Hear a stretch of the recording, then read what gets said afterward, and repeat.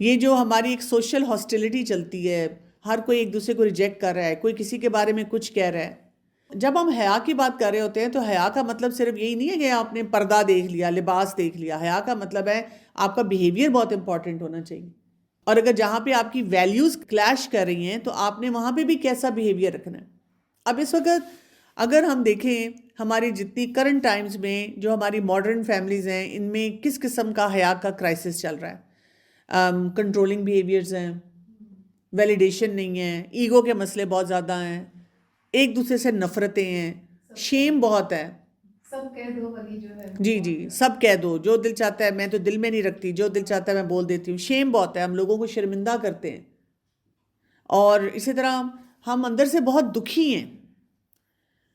تو پھر کیا ہو رہا ہے آج کے دور میں؟ اگر میں کئی دفعہ اپنے ینگسٹر سے جب بات کرتی ہوں نا، تو مجھے لگتا ہے کہ وہ اللہ سے اتنے دور نہیں ہیں. ان کا ایکسپوجر اتنا ہے کہ ان کو کافی کچھ پتہ ہے اللہ کے بارے میں، لیکن وہ جو ان کا ایک ریبیلیس نیچر آ جاتا ہے نا، وہ انہی چیزوں پہ آتا ہے. جب ہم ان کو ایکسیسولی کنٹرول کرنا شروع کر دیتے ہیں، ہم یہ نہیں کرتے کہ ان کو چیز سکھا کے تھوڑا سا موقع دیں ایکسپیریمنٹ کرنے کا. ہاں، یہ نہیں کہ بالکل ہی حرام زون میں جانے دیں، لیکن دیکھیں تو صحیح کہ ہمارا بچہ اس کام کو کرتے ہوئے کوئی رسپانسبل بیہیویئر بھی شو کرتا ہے کہ نہیں کرتا. ہم تو فوراً مقابلے کرتے ہیں، اس کی بیٹی کو دیکھو، اس کے گھر والوں کو دیکھو، اس کے بیٹے کو دیکھو، اور ہمارے بچہ جو ہے نا وہ فرینڈ ہو جاتا ہے کہ آپ مطلب مجھے ڈیولپ نہیں ہونے دے رہے، آپ کیا باتیں کرنا چاہ رہے ہیں. اور پھر یہ کہ ہمیں کوئی چیز پسند نہیں آتی، کہیں پہ بھی ہم سیٹسفائیڈ نہیں ہوتے اپنے بچوں سے، اپنے ارد گرد جو ہمارے رشتہ دار ہوتے ہیں ان سے. اور ہم ہر وقت یہ ڈس سیٹسفیکشن دکھاتے ہیں، اور emotionally we are not present. Emotional neglect ہمارا اپنے ان ریلیشن شپس میں بہت زیادہ بڑھنا شروع ہو گیا ہے. تو فیملی لیول پہ کیا ہونا شروع ہو گیا ہے.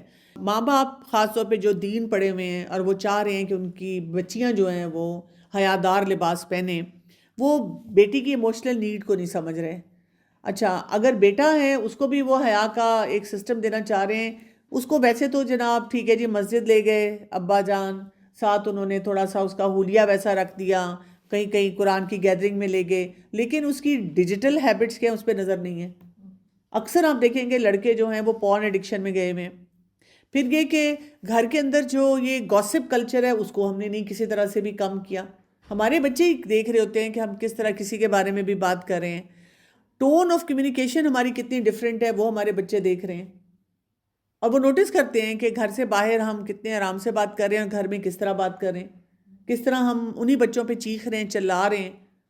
میرے پاس کتنے ہی ینگسٹرز آتے ہیں اور وہ مجھے بتاتے ہیں کہ، اور میں ان کی ماؤں کو جانتی ہوں، میں ان سے ملتی رہتی ہوں، کہ آپ کو پتہ نہیں ہے کہ یہ گھر میں ہم پہ کتنا چیختی ہیں، اور کتنا ان کا ایک دوغلا قسم کا رویہ ہے. باہر یہ ہمارے بارے میں بات کرتی ہیں بڑی اس سے کہ جی یہ میری بیٹی اور یہ میرا بیٹا اور یہ وہ یہ کر رہے ہیں، لوگ تالیاں بجا رہے ہیں، لیکن اندر اتنی خرابیاں، اتنی خرابیاں ہیں، ایکچول چیلنجز کو ایڈریس نہیں کیا جا رہا.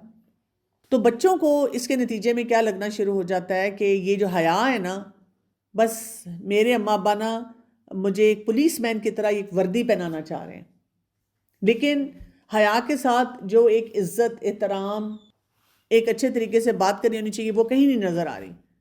اور ہم پھر یہی کر رہے ہیں کہ ایک اچھی چیز لانے کے لیے ہم کتنے رویے غلط کر رہے ہیں.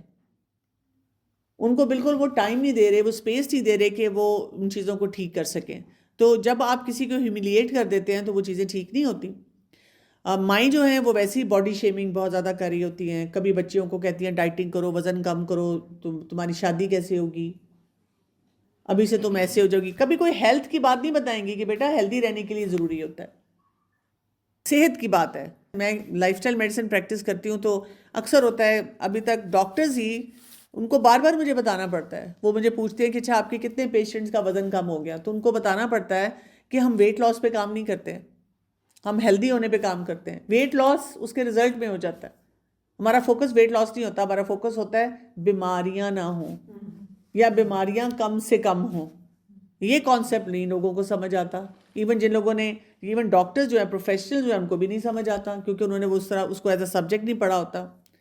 تو لڑکی پھر یہی انٹرنلائز کر رہی ہے کہ مسئلہ میرے جسم کا ہے، اور اسی وجہ سے وہ پھر ویلیڈیشن میں جاتی ہے، اور وہ گھر میں اپروول نہیں اس کو مل رہا، وہ الٹے سیدھے کام یا انسٹا پہ ٹک ٹاک پہ کرتی ہے اور اپنے کالج یونیورسٹی میں کر کے وہاں سے وہ ویلیڈیشن جو ہے وہ لیتی ہے کہ I am not good enough.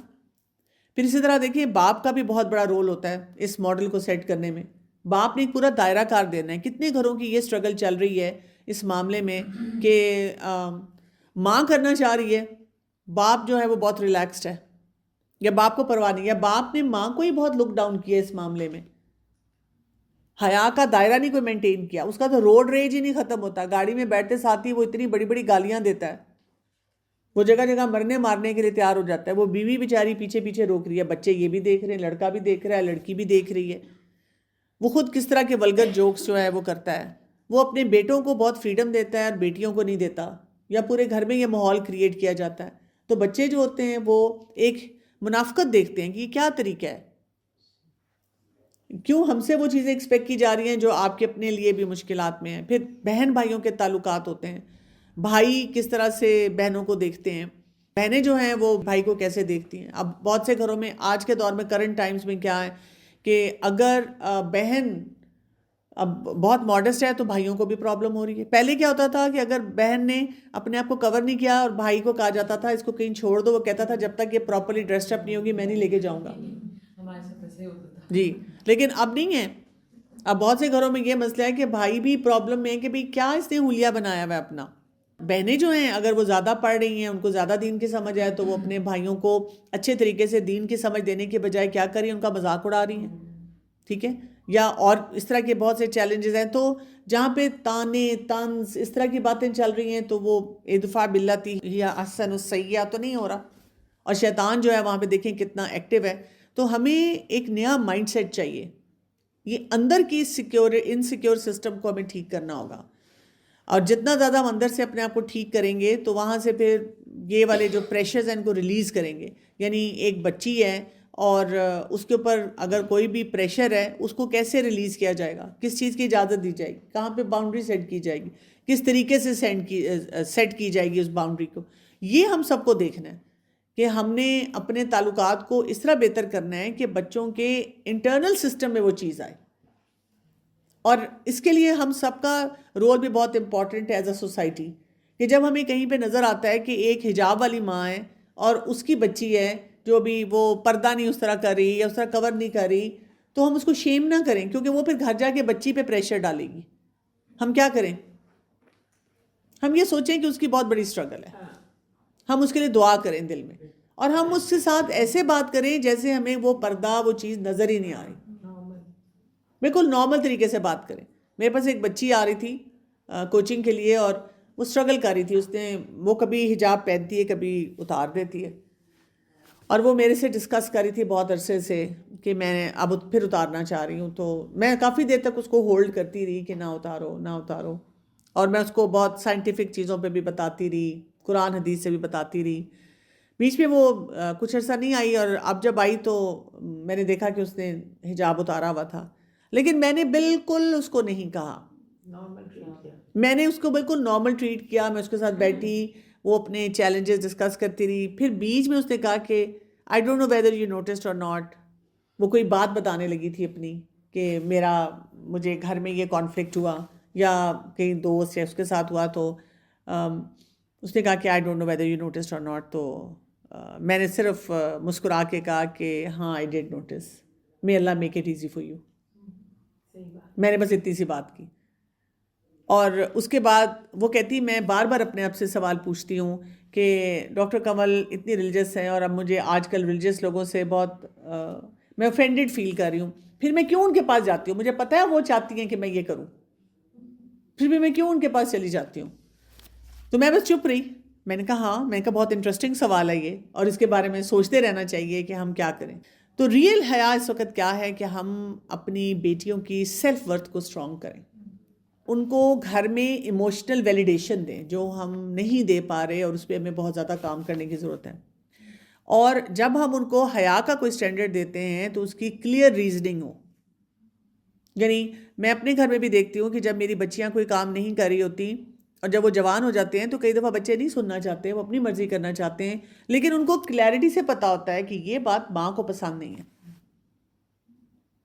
یہ گلٹ نہیں کبھی ہٹانا ان کے اوپر سے یہ گلٹ ان کو ہوتا رہے گا نا تو یہ ہیلدی ہوتا ہے, کہیں نہ کہیں آگے جا کر اس کا فائدہ ہوتا ہے.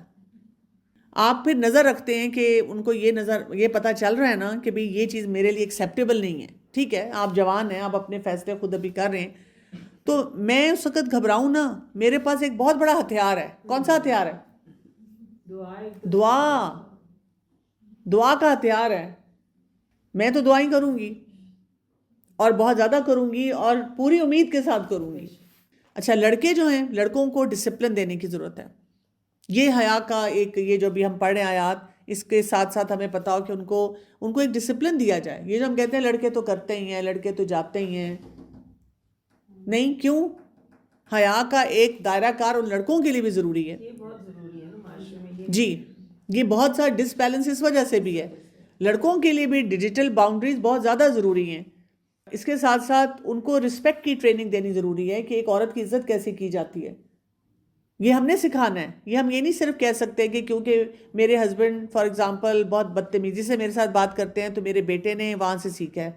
اس نے وہاں سے تو سیکھا ہے, لیکن سارا دن تو وہ آپ کے ساتھ ہے. آپ اس کو عزت کیوں نہیں سکھا پائیں؟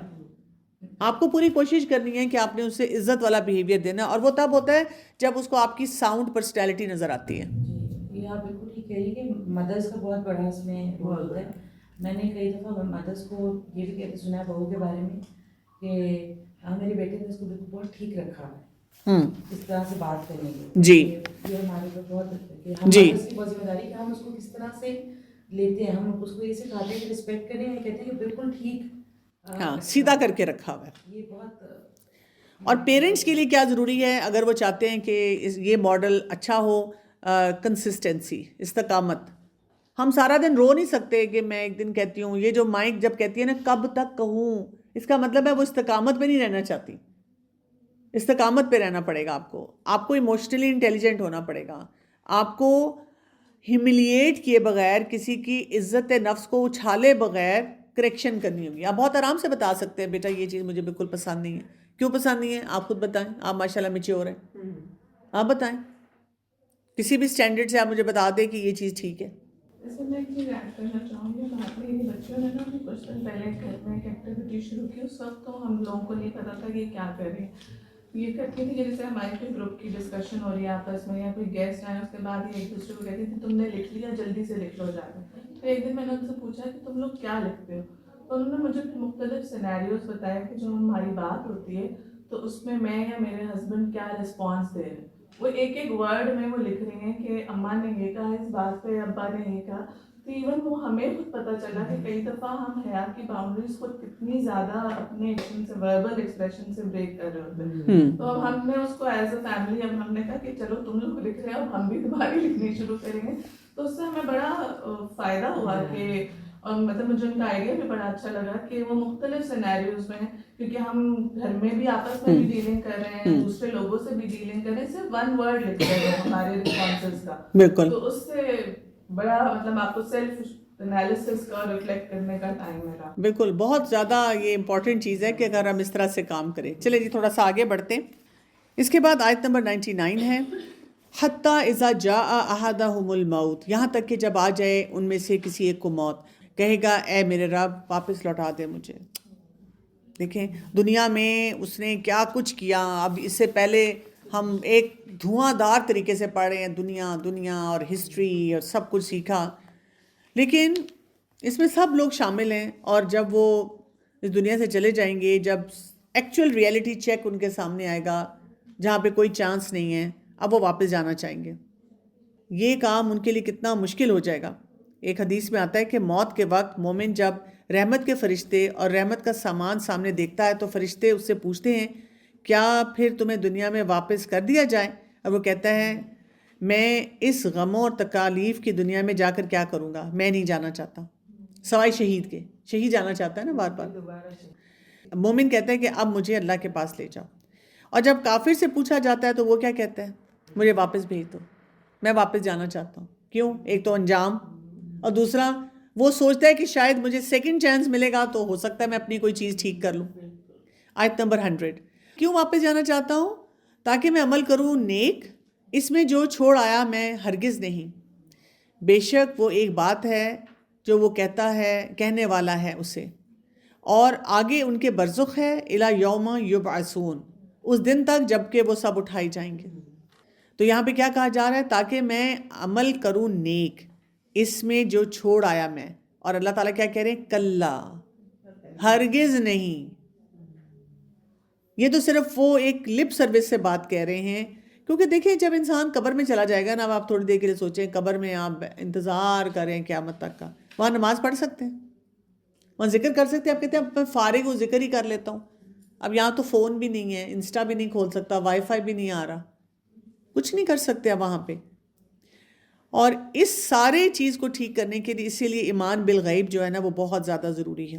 اور دیکھیں جیسے میں نے ابھی شروع میں آپ کو کہا کہ اتنی آسان نیکی ہیں ہمارے لیے، ایک مرتبہ الحمدللہ کہنا میزان کو بھر دیتا ہے، لیکن ہم وہ مواقع بھی ضائع کر دیتے ہیں۔ ہم سارے رستے ٹریفک کو برا بھلا کہہ لیں گے، اللہ کا ذکر نہیں کریں گے۔ ہم کہیں جلدی پہنچ جائیں تو ہم اپنی وہ پریشانیاں سوچتے رہیں گے۔ اچھا کسی ایونٹ پہ جائیں، ہم انٹرنل تبصرے کر رہے ہوں گے، ہائے یہ کر، ہائے یہ اچھا لگا، ہائے اس کے پاس اتنے زیادہ برانڈڈ بیگ کیسے ہیں، ہاں فلاں یہ کیسے کر رہا ہے، یہ کون سے ڈیزائنر کا پہنا ہوا ہے، ذکر نہیں کریں گے ہم۔ مطلب کیا کچھ اپنے اندر کہانیاں چلا رہے ہوتے ہیں، لیکن وہ جو کرنے والا کام ہے اس سے ہم اپنے آپ کو دور ہی رکھ رہے ہوتے ہیں۔ اور یہاں پہ کیا کہا ہے؟ وَمِن وَرَائِهِمْ بَرْزُخ، ان کے آگے ایک برزخ ہے، ایک آڑ آ گئی، ایک رکاوٹ آ گئی ہے، اب وہ کچھ بھی نہیں کر سکتے۔ تو آپ دیکھیں کہ ہمارے پاس بیسیکلی اگر ہم دیکھیں تو 3 مراحل ہوتے ہیں نا، پہلا مرحلہ دنیا، دوسرا برزخ، تیسرا قیامت۔ اور ان تینوں میں جو سب سے قیمتی اور چھوٹا ہے وہ کون سا ہے؟ یہ دنیا۔ دنیا کو صحیح استعمال کرنا تھا، یہ چھوٹا بہت ہے، یہ بہت ہائی رسک بھی ہے، یہیں پہ ہم نے سب سے زیادہ غلطیاں کرنی ہیں، لیکن ہمیں کچھ نہیں سمجھ آتی۔ ہم برزخ میں بھی کچھ نہیں کر سکتے، قیامت پہ بھی جو ہے وہ حساب کتاب شروع ہو جائے گا، لیکن ہم نہیں سوچتے۔ فَإِذَا نُفِخَ فِي الصُّورِ، پھر جب پھونک مار دی جائے گی سور میں، تو نہیں رشتہ داریاں درمیان ان کے اس دن، اور نہ وہ ایک دوسرے سے سوال کریں گے۔ اب وہ وقت آ جائے گا جہاں پہ یہ رشتہ داریوں کی جو بات کی جا رہی ہے، یہ کیونکہ عرب کلچر تھا نا کہ وہ بہت زیادہ ایک دوسرے کو اس معاملے میں سپیس دیتے تھے، قبائلی نظام تھا، اور اس کی وجہ سے پریشر بلڈ کرتے تھے اور معافی تلافیاں بھی کرواتے تھے اور بہت سے بینیفٹس بھی لیتے تھے۔ لیکن اللہ تعالیٰ کہہ رہے ہیں کہ وہاں پہ کوئی فائدہ نہیں ہوگا کسی چیز کا، اور نہ ایک دوسرے سے سوال کر سکیں۔ کوئی کہتا ہے میری خاطر کر لو، میں بتاؤں گا اللہ تعالیٰ کو، لیکن نہیں، وہاں پہ آپ کوئی سٹینڈ نہیں لے سکیں گے۔ آیت نمبر 102، فمن ثقلت موازینہ، تو جو کوئی بھاری ہوئے پلڑے اس کے، فاولئک هم المفلحون، تو یہی وہ لوگ ہیں جو فلاح پانے والے ہیں۔ اس نے حیا کے سٹینڈرڈ کو مینٹین رکھا، تقوی اختیار کیا، تو فلاح، قد افلح المومنون جو ہم نے شروع میں پڑھا تھا، اس کا پلڑا جو تھا وہ بھاری ہو گیا اور اس کے لیے آسانی ہو گئی۔ اور دوسرا کیا آ گیا 103، ومن خفت موازینہ، اور جس کے پلڑے ہلکے ہوئے، فاولئک الذین خسروا انفسہم، تو یہی وہ لوگ ہیں جنہوں نے خسارے میں ڈالا اپنے آپ کو، فی جہنم خالدون، جہنم میں ہمیشہ رہنے والے ہیں۔ ابن عباس کی ایک روایت ہے، وہ کہتے ہیں قیامت کے دن ان لوگوں کے اعمال کا حساب اس طرح ہوگا جس شخص کی نیکیاں اس کے گناہوں سے بڑھ جائیں گی، خواہ ایک ہی نیکی مقدار میں بڑھ جائے وہ جنت میں چلا جائے گا، اور جس کے سیئات نیکیوں سے بڑھ جائیں گے خواہ ایک ہی کیوں نہ ہو وہ دوزخ میں چلا جائے گا، مگر اس مومن گناہ گار کو دوزخ میں داخلہ پاک کرنے کے بعد ہی ملے گا۔ اور اس سے آگے ایک اور روایت میں وہ کہتے ہیں کہ قیامت کے میزان عمل ایسا صحیح وزن کرنے والی ہوگی کہ ایک رائی کے دانے کے برابر بھی کمی اور بیشی نہیں ہوگی، تو پلڑا وہاں پہ جھک جائے گا اور اس کے اعمال برابر، تو وہ اصحاب اعراف میں شامل ہو جائے گا، اور جن کا فیصلہ جو ہے ہمیں پتہ ہے کہ سب سے اینڈ میں ہوگا۔ بعض روایات سے ہمیں یہ بھی پتہ چلتا ہے کہ مومن کو تو تولا جائے گا اور کافر کا بھی وزن کیا جائے گا، اور ان کے وزن کے مطابق ان کے فیصلے ہوں گے۔ جو پلہ ہلکا ہوگا پھر ایک ایسی چیز لائی جائے گی جو بادل کی طرح ہوگی، اور اس کو حسنات پر، نیکیوں کے اوپر رکھ دیا جائے گا۔ اب اس کے بادل کو رکھنے سے یہ پلہ جو ہے وہ جھک جائے گا۔ اس وقت اس شخص سے کہا جائے گا کیا تم جانتے ہو یہ کیا چیز ہے جو بادل کی طرح لگ رہی تھی، جس نے تمہاری نیکیوں کا پلہ جو ہے وہ بھاری کر دیا؟ تو وہ کہے گا کہ مجھے نہیں معلوم۔ کہا جائے گا یہ وہ تیرا علم ہے جو تو دوسروں کو سکھایا کرتا تھا۔ اور ہم دیکھیں ہمیں کتنا کچھ پتہ ہوتا ہے، لیکن ہم کہتے ہیں نہیں نہیں میں نے نہیں سکھانا، بڑا مشکل ہے، میں نہ ہی بولوں تو اچھا ہے، میں چپ ہی رہوں۔ تو یہاں پہ یہ بتایا جا رہا ہے. تو ہمیشہ ہمیشہ اس میں رہنے والے ہیں. آگے دیکھیں آیت نمبر 104. جھلسا دے گی ان کے چہرے کو آگ اور وہ اس میں منہ بگاڑنے والے ہوں گے. استغفر اللہ. چہرہ ہی ہے نا ہمارا. اس چہرے کے لیے تو ہم بہت کچھ کر رہے ہیں. چہرے کی بیوٹیفیکیشن پہ ہمارا اتنا فوکس ہے کہ جو اس چہرے کی اصل خوبصورتی ہے جو اخلاق سے آنی ہے, اللہ کی اطاعت سے آنی ہے, اس چہرے کو اللہ کے آگے جھکانے سے آنی ہے, وہ نہیں ہم کرتے. حجاب لیتے ہوئے بھی ہم کہتے ہیں میرا چہرہ اگلی لگے گا. اس چہرے کو ہی ہم بچا رہے ہیں. مائیں بھی کہتی ہیں کہ میری وہ عزت خراب کر دی. یہ سب چیزیں چہرے کے بارے میں. اور وہاں کیا ہوگا, جس انسان نے غلط فیصلے کیے ہیں وہ وہاں پہ کس طرح سے ٹارچر میں ہوگا. 105. الم تکن آیاتی تتلا علیکم, کیا نہ تھیں آیات میری پڑھی جاتی ہیں تم پہ. وہاں پہ اب اس سے پوچھا جائے گا کہ تمہیں کوئی ایکسپوجر نہیں ملا تھا قرآن کا, کوئی کلاس نہیں تھی. ہاں وہ امی جاتی تھیں. اچھا امی نہیں جاتی تھی, گھر میں وہ سب پڑھتے تھے, امی نانی دادی کو پڑھتے تھے. ٹی وی آن کرتے تھے تو وہ آتا تھا, ہم چینل چینج کر دیتے تھے. ریلز آتی تھی, الگوریدمس اتنی جلدی پک کر کے آپ کو اچھی اچھی چیزیں دکھا سکتے ہیں اگر آپ دیکھنا شروع کریں. تو کیا تم پہ میری آیات نہیں پڑھی جاتی تھی؟ فَكُنْتُمْ بِهَا تُكَذِّبُونَ, تو تھے تم انہیں جھٹلانے والے, تم نہیں ان کو مانتے تھے. 106. قالوا, وہ کہیں گے غلبت علینا شقوتنا, غالب آگئی ہم پر بدبختی ہماری. وَكُنَّا قَوْمَ الضَّالِّينَ, اور تھے ہم بہت ہی گمراہ لوگ. یعنی وہ کہیں گے کہ we did not take it seriously. کیا ہماری قسمت خراب, ہم کیا کر رہے تھے اپنے ساتھ. کتنے ریگریٹس ہوں گے لوگوں کو وہاں پہ. اسی لیے میں کہتی ہوں نا ایمان بالآخرت بہت امپورٹنٹ ہے. ہم کیونکہ ایمان بالآخرت کے اوپر توجہ نہیں نہ دیتے, فوکس نہیں کرتے, تو پھر ہمیں یہ چیز مشکل لگتی ہے. پھر کہا جائے گا آیت نمبر 107. ربنا اخرجنا منہا, اے ہمارے رب نکال دے ہمیں اس سے. اب وہ یہ دعائیں کریں گے, اور پھر اگر دوبارہ کریں ہم تو بے شک ہم ظالم ہوں گے. اب وہ وہاں سے نکلنا چاہ رہے ہیں لیکن نو وے آؤٹ. یہ تو بتا دیا گیا. دنیا میں ایکچولی ہمیں اتنے چانسز ملتے ہیں نا, ہم اپنے ماں باپ کو دھوکے دے دیتے ہیں, شوہر بیوی بھی ایک دوسرے کو اب دھوکے دے رہے ہیں, چیٹ کر رہے ہیں, معافیاں مانگ لیتے ہیں اور پھر دوبارہ وہی کام کرتے ہیں. اور کیونکہ دنیا میں بار بار چانس مل جاتا ہے نا, وہ رشتہ دار بھی سارے پیچھے پڑ جاتے ہیں. اگر میاں بیوی کا معاملہ ہو, معاف کر دو معاف کر دو, کوئی بات نہیں کوئی بات نہیں. اور پہلے صرف ہسبینڈز آتے تھے چیٹنگ کے ساتھ, اب خواتین بھی آتی ہیں چیٹنگ کے ساتھ. اتنی مزری ہے ریلیشن شپ میں, اتنا شیطان نے ڈسٹنس ڈال دیا ہے. اور وہی بات ہے سوشل میڈیا پہ آپ کو محبتیں مل رہی ہیں, کوئی مسئلہ ہی نہیں ہے محبتوں کا. یوتھ ہمارا اتنا الجھا ہوا ہے کہ جب وہ شادیاں کرتے ہیں تو وہ اپنے ان پاسٹ ریلیشن شپ کو بھی ساتھ لے کے آتے ہیں, کیونکہ ان سے ڈسکنیکٹ ہی نہیں ہوتے. کیونکہ پہلے ہم جب جوان تھے تو دور دور کی محبتیں تھیں, آنکھوں ہی آنکھوں میں اشارے تھے, اور اس کے بعد بس دور دور سے ہی ٹاٹا بائے بائے ہو گیا. جس کا بھی کوئی پسند تھا, کبھی کبھی اظہار بھی نہیں ہوتا, یعنی کوئی کزن ہے, وہ بھی کیونکہ کزنز کو بھی اکٹھے بیٹھنے کی اجازت نہیں تھی, تو بس جہاں شادی ہوگی اس کو ایکسیپٹ کر لیا. لیکن اب تو اتنا اوپن پلیٹ فارم ہے, آپ کالج جاتے ہیں تو سب سے پہلے کتابیں نہیں خریدتے کریکولم کی, سب سے پہلے دوستیاں کرتے ہیں, بیٹھ کے گپ شپ لگاتے ہیں. تو راستہ جو ہے نہیں ہو سکتا, آپ نہیں اپنے آپ کو ٹھیک کرنے والے, آپ کو واپس تو جا نہیں سکتے. تو وہ چیزیں سمجھ ہی نہیں آتی. عقیدہ آخرت تو کہیں ہمارا فٹ ان نہیں ہوتا. اچھا, اور موت تو ہمارے سامنے, میں سوچتی ہوں جب قبر میں اکیلے ہوں گے, وہاں کوئی نہیں ہوگا, اور جب پتہ چلے گا کہ دوزخ کی کھڑکی کھل رہی ہے جنت کی, تو کتنا وہ سخت وقت ہوگا. تو جوانی میں نہیں نظر آتا نا. جوانی میں انسان کہتا ہے ابھی نہیں, I am not ready for it yet. یہ جملہ ہم بار بار سن رہے ہوتے ہیں. 108. وہ فرمائے گا پڑے رہو پھٹکارے ہوئے اس میں, اور نہ تم کلام کرو مجھ سے. اب امیجن کریں کہ جو اتھارٹی ہے وہ کہتے, یہاں پہ جو آ رہا ہے نا اخساؤ, یہ جیسے کتے کو تھتکارا جاتا ہے نا, پیچھے کیا جاتا ہے, آپ کہیں پہ ہو پیچھے ہٹو, یہ وہ والا تھتکارنا ہے. اور اللہ کلام بھی نہ کرے گا, سنے گا بھی نہیں, بات نہیں سنی جائے گی.